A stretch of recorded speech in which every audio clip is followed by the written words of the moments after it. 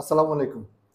ইতিমধ্যে আপনারা একটি সার্কুলার দেখেছেন যে বাংলাদেশ সরকারি কর্ম কমিশন বিএসসি কর্তৃক নন ক্যাডারে একটা বেশ বড় নিয়োগ হচ্ছে। তো আপনাদের অনেক প্রশ্ন জিজ্ঞাসা ইতিমধ্যে মেসেঞ্জার, ফোন এবং ফেসবুক গ্রুপে দেখেছি। তো সব কিছু মিলেই প্রশ্নের উত্তর সহ এবং এটা আসলে কি ধরনের জব, এই ডিটেলসগুলো জানার জন্য আপনি কিছুক্ষণ সময় ধরে আমার সাথে থাকুন এবং পাশাপাশি এটার প্রিপারেশনটা, আউটলাইনটা কেমন হবে আমি ছোট্ট কিছু ধারণা দিব। অল্প সময়ের একটা ভিডিও টিউটোরিয়াল, একটু চোখ রাখেন। তো শুরুতে আপনি দেখবেন যে এখানে পিএসসি নন ক্যাডারে দুটা মন্ত্রণালয়ে আপনার নিয়োগ দিচ্ছে। একটা হলো জনপ্রশাসন মন্ত্রণালয়, খুব পাওয়ারফুল মন্ত্রণালয় কিন্তু, ঠিক আছে। আর আরেকটা হলো স্বরাষ্ট্র মন্ত্রণালয়ের সুরক্ষা সেবা বিভাগ। তো এইখানে জনপ্রশাসন মন্ত্রণালয়ের যেই নিয়োগটা, এটা অনেক বড়। এবং এখানে বলে রাখি যে এই যে দেখছেন মেডিকেল অফিসার নবম গ্রেড, মানে যারা বিসিএস এ জয়েন করে ক্যাডার পোস্টে জয়েন করে তারাও কিন্তু নবম গ্রেড। সো নবম গ্রেড, এটা নিয়ে অনেকে কনফিউশনের কিছু নাই। ডাক্তারদের প্রথম জয়েনিংটাই হলো নবম গ্রেড। তো এইখানে জনপ্রশাসনের 204টা পোস্ট, অর্থাৎ একটা রেগুলার যখন বিসিএস হয় তখনও কিন্তু আমরা বিভিন্ন বিসিএস দেখেছি 150, 200, 250 এরকম পোস্ট থাকে, যেখানে এই 150 থেকে 250 জনের নিয়োগ পর্যন্ত আমরা বিসিএস গুলোতে দেখছি। তো সেখানে আপনি বলতে পারেন যে এইটা একটা রেগুলার যে বিসিএস আছে তার সমপরিমাণ ডাক্তার কিন্তু এখানে নিয়োগ হবে। এবং বর্তমানে জনপ্রশাসন মন্ত্রণালয়ের অধীনে যে সরকারি কর্মচারী হাসপাতাল, তো এই সরকারি কর্মচারী হসপিটালটা অবস্থিত বঙ্গবাজারের পাশে একটা বড় বিল্ডিং করেছে, আপনারা হয়তো অনেকে দেখে থাকবেন। এছাড়া পরবর্তীতে তারা হয়তো আরো হসপিটাল নির্মাণ করবে কিনা আমি জানি না, হয়তো প্ল্যান আছে আস্তে আস্তে তারাই নিয়োগ দিবে ডাক্তার। এতদিন তাহলে সেখানে ডাক্তার কোত্থেকে আসতো? হ্যাঁ, এতদিন তারা, আমরা যারা বিসিএস এ ডাক্তার আছেন আমাদের, সেখান থেকে তারা ধার করে ডাক্তার সেখানে ডেপুটেশনে নিয়ে তারপরে সেখানে কাজ চলতো। এখন বর্তমানে তারা নিজস্ব নিয়োগ তারা দিচ্ছে এবং স্থায়ী পোস্টের পাশে কিন্তু সেখানে লেখা আছে এখন যে নিয়োগটা হবে। তো এছাড়া ডেন্টাল সার্জন 6 জন। এখন দেখেন ক্লিনিক্যাল সাইকোলজিস্ট, পেডি সাইকিয়াট্রিস্ট, হ্যাঁ, অ্যানাস্থেসিওলজিস্ট, কয়েকজন কনসালটেন্ট তারা ডিগ্রি পাস করা নিয়োগ দিবে। তারা যোগ্যতা কি চেয়েছে? প্রথম দুইটা ক্ষেত্রে এমবিবিএস এবং বিডিএস ঠিক আছে, এবং পরেরগুলোর ক্ষেত্রে এমবিবিএস এর পাশাপাশি ডিপ্লোমা করা থাকলেই তারা এই সার্কুলারে আবেদন করতে পারবে, ঠিক আছে। এইটা তাহলে হলো জনপ্রশাসন মন্ত্রণালয়। এইবার আমরা দেখি স্বরাষ্ট্র মন্ত্রণালয়ের জায়গাটা কি অবস্থা। এইখানে একই অবস্থা, যে মেডিকেল অফিসার নিবে, এখানে পোস্ট 16টা, ওখানে আমরা দেখছি 204টা, এখানে হলো 16টা। সহকারী রেজিস্ট্রার 1 জন এবং ইমার্জেন্সি মেডিকেল অফিসার 3 জন। তো এখন স্বাভাবিকভাবে বোঝা যাচ্ছে যে আসলে আবেদন বেশি পড়বে কোথায়? আবেদন বেশি পড়বে আসলে এই জায়গাটা, ঠিক আছে।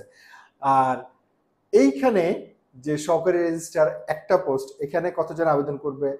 খুব কম নিশ্চয় হবে। একটা পোস্টের জন্য দেখা যাবে যে খুব বেশি ক্যান্ডিডেট হয়তো করতে চাইবেন না, কিন্তু দেখা গেল যে এই কেউ করতে না করতে করতে এখানে হয়তো সবচেয়ে কম সংখ্যক জমা পড়লো। তো যাই হোক, আমরা এর পরবর্তী সামনের জায়গাটাতে আগাই। তো আমি তাহলে পোস্টের সংখ্যা, পদের সংখ্যাটা বলতে পেরেছি। এরপরে আমরা যদি যাই যে বয়স, বিসিএসির মতোই বয়স 32 বছর। তবে হ্যাঁ, 32 বছর কাউন্ট হবে কতদিনের মধ্যে থাকতে হবে? আসলে 1 ফেব্রুয়ারি 2025-এর ভেতরে থাকতে হবে আপনার 32 বছর। সার্টিফিকেটে আপনার যে এইজ দেয়া আছে, ন্যাশনাল আইডিতে যেই এইজ দেয়া আছে সেই অনুযায়ী সার্টিফিকেটে আপনার সে তারিখ অনুযায়ী। এখন আপনি আবেদন করবেন কবে থেকে? 27 তারিখ থেকে শুরু হচ্ছে, ফেব্রুয়ারি 27 তারিখ, এবং শেষ হবে মার্চের 20 তারিখের মধ্যে। এবং কিভাবে আপনি আবেদন করবেন, সার্কুলারটা প্রায় মনে হয় 28 পৃষ্ঠা। কিভাবে আবেদন করবেন, তারপরে আপনার সে আবেদনের সাথে কি কি কাগজ জমা দিতে হবে, হ্যাঁ, এবং আপনি টেলিটকের মাধ্যমে যে টাকা পাঠাবেন, কোথায় গিয়ে পাবেন, মানে খুব সুন্দর করে কিন্তু সেটা ডিটেলস দেয়া আছে। এবং পরীক্ষার যে সিস্টেমটা তারা নিবে, এইখানে একটু আপনাদের জন্য সিলেবাস অনেকটাই কম, সেইটি একটা ইন্টারেস্টিং জায়গা, আমরা সেটা দেখাতে যাব। এবং দেখেন এখানে কিন্তু বেশ কয়েকটা বই কিন্তু রাখা আছে, এই কয়েকটা বইয়ের উপরেই কিন্তু আপনার সিলেবাসটা চলে আসবে, কভার করে ফেলবে। তাহলে আমরা দেখি, তো এইখানে আমরা পরীক্ষার ফি যদি দেখি, বিসিএস এর মধ্যে খুবই 200 টাকা একটা পরীক্ষার ফি রাখা হয়েছে নবম গ্রেডে যারা আছে, এবং আপনারা সেইটা ফোনের টেলিটকের মাধ্যমে জমা দিয়ে, বিসিএস যেরকম জমা দেয় সেভাবে জমা দিয়ে আপনারা ফর্ম ফিল আপটা করবেন, খুব সুন্দরভাবে সেটা আছে। আমি পুরো যে সার্কুলার যেটা আছে 2-1 দিনের মধ্যে ফেসবুক গ্রুপে পুরোটা আমি আপলোড করে দিব, আপনারা সেখান থেকে ডাউনলোড করে পরবর্তীতে দেখে দেখে ফর্ম ফিল আপটা করতে পারবেন। এবং কেউ যদি মনে করেন যে হ্যাঁ ফর্ম ফিল আপ আপনার নিজে নিজে করাটা কঠিন হয়ে যাচ্ছে, তো এই ফর্ম ফিল আপগুলো দেখবেন যে বিভিন্ন স্টেশনের দোকানে বা আজিজ মার্কেট বা নীলক্ষেত এইসব জায়গাগুলোতে কিন্তু এক্সপার্ট করতে করতে তারা এক্সপার্ট হয়ে গেছে আর কি, তারা কিন্তু করে, আপনি তাদেরও সাহায্য নিতে পারেন।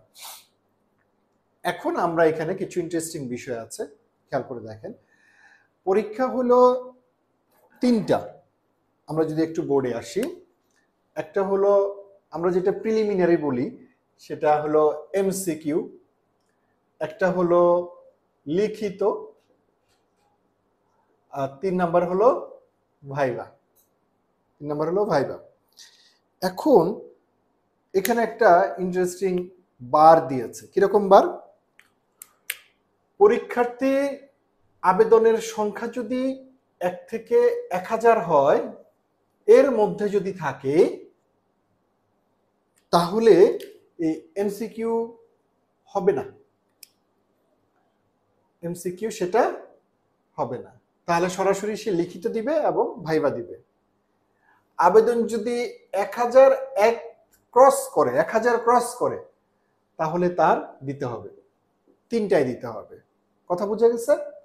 তাহলে এই ঘটনাটা আসলে কোনটার ক্ষেত্রে ঘটবে একটু খেয়াল করে দেখেন।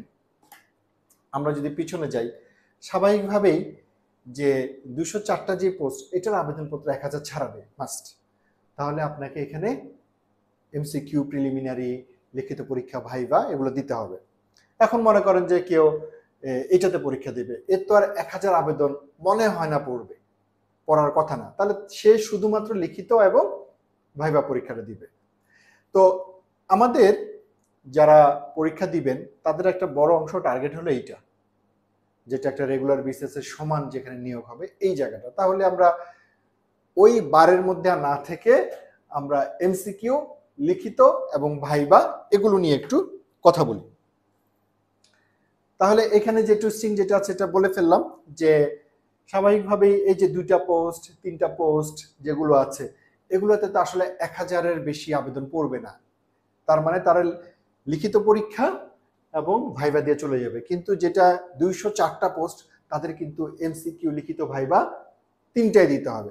তাহলে আমরা অন জেনারেল যেটা আছে এমসিকিউ, লিখিত, ভাইভা, ওইটা নিয়ে কথা বলবো। Okay fine. এইবার আমরা চলে যাব যে কি কি থাকবে আসলে এমসিকিউ পরীক্ষা, কি কি সব চ্যাপ্টার কি থাকবে, মানে সবগুলো বই কি থাকবে, সাবজেক্ট কি থাকবে, যেটা আমরা বিসিএস এ দেখছি 10টা বই 10টা সাবজেক্ট থাকে না, এখানে কিন্তু সেরকম হয় নাই, এটা আপনাদের জন্য অনেক কমে গেছে। তাহলে আমরা যদি দেখি, খুবই সিম্পল, বাংলা, ইংরেজি 20, বাংলা 20, সাধারণ জ্ঞানের মধ্যে বাংলাদেশ, আন্তর্জাতিক 10-10, এবং আরেকটা হলো প্রফেশনাল মানে হলো আপনার মেডিকেল সায়েন্স, সেখান থেকে থাকবে হলো 40। তাহলে আমরা এগুলো আসলে কোন জায়গা থেকে পড়বো, সিলেবাসটা কেমন হবে, কোনটা বেশি ইম্পর্টেন্ট? ম্যাট্রিক্স পয়েন্ট স্বাভাবিকভাবেই যেহেতু বিসিএস ক্লাস পরিচালনা করে, আপনাদের সেই ক্লাসগুলো দিয়েই সেম প্রশ্নের প্যাটার্ন, যেহেতু পিএসসি পরীক্ষা নিচ্ছে, বাংলাদেশ যে পিএসসি পাবলিক সার্ভিস কমিশন পরীক্ষা নিচ্ছে, তাদের প্রশ্নের প্যাটার্নগুলো ওদের স্টাইলে বিগত যেগুলো হয়েছে সেই স্টাইলটা তারা মেনটেন করে। সো বিসিএস এর যে সিলেবাসটা বাংলায় আছে, আপনি সেগুলোই থাকবে এমসিকিউতে, ঠিক আছে? তো ম্যাট্রিক্স পয়েন্ট, MP3 ম্যাট্রিক্স, এই বাংলা বইটা আপনাদের লাগবে সেখানে। এবং মজার বিষয় হলো এইখানে যে সূচিপত্র খুবই এক্সিলেন্ট। হ্যাঁ, আমি সূচিপত্রের ছবিটা আপনাদের দিব, একটু কাছে নাও, জুম করে একটু কাছে নাও সূচিপত্রের জায়গাটা। এই যে সূচিপত্র প্রতিটা টপিকের সাথে দেয়া আছে, সে টপিকটা বিসিএস পরীক্ষা কতবার আসছে, 43, 42, 44, 38, 39। অর্থাৎ আপনি সূচিপত্র দেখিয়ে বুঝে যাচ্ছেন যে পিএসসির যে পরীক্ষা সেখানে কোন টপিকটা অনেক বেশি গুরুত্বপূর্ণ।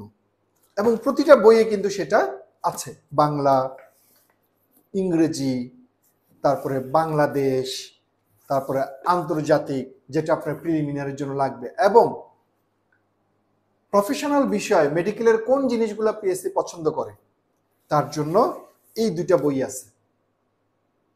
ম্যাট্রিক্সের পিএসসির যেগুলো পছন্দ করে, যেইগুলো থেকে আপনার ওই পরবর্তীতে মেডিকেল সায়েন্সের পরীক্ষাগুলো হয়, এই দুইটা বই আপনি সেখানে গাইডেন্স হিসেবে আপনার জন্য কাজ করবে। দুটা ভলিউম আর কি, একই বই, মেডিকেল সায়েন্সের দুটা ভলিউম। এগুলো সবগুলো আপগ্রেডেড।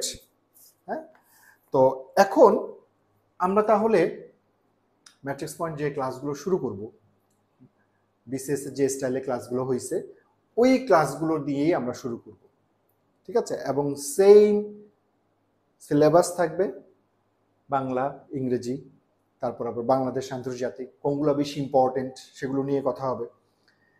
এবং এই ক্লাসগুলো বাংলা তো আসলে পরিবর্তন হয় না, তারপরে ইংলিশ তো পরিবর্তন হয়নি কোনো কিছু, সেই প্রাচীন যুগ, মধ্যযুগ, আদি যুগ যা আছে সেগুলো, তারপরে যে আধুনিক যুগে যে কবি সাহিত্যিক যারা আছেন, তারপরে সাধারণ জ্ঞানের মধ্যে বাংলাদেশ এবং আন্তর্জাতিক। এইখানে কারেন্ট অ্যাফেয়ার্স মানে হলো যে সম্প্রতি যে বিষয়গুলো আছে সেগুলো পরিবর্তন হয়েছে, কিন্তু প্রিভিয়াস যেগুলো সবসময় থাকে, রাজধানী, মুদ্রা, তারপর বিভিন্ন প্রণালী, এগুলো তো চেঞ্জ হয়নি, ঠিক আছে?